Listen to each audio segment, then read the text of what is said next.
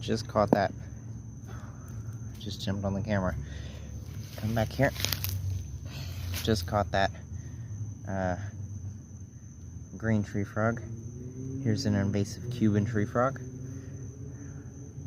Yoinked this guy for the road, and he's coming with us. So this guy, although he's beautiful, he is really destructive to our native ecosystems.